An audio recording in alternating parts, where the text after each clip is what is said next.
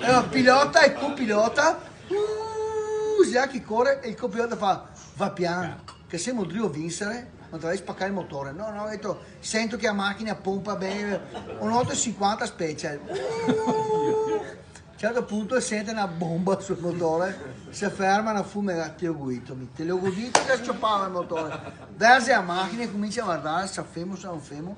Adesso ho detto, arriva tutte che altri ne sorpassa e arriviamo ultimi.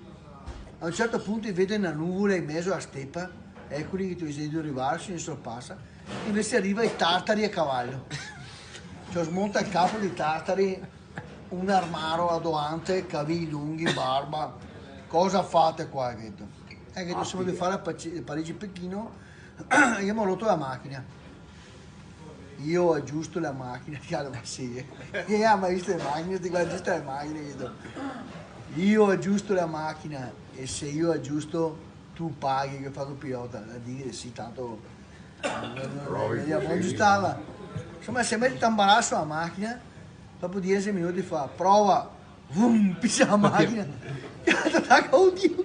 Adesso Io ho aggiustato, tu paghi, cioè tira su le braccia e tira fuori una cuoca così. Oh, date qualcosa, hai detto che mi ammorbidisse, sa che se preso. Come vada il cruscotto e gli lancia un tubetto e fa così. Cioè che dava che pacchia ogni volta. Si gonfiava, io va a stremare su il cofano. Che cazzo me la dai? E il bar al tubetto previene la carie e non fa venire il tartaro.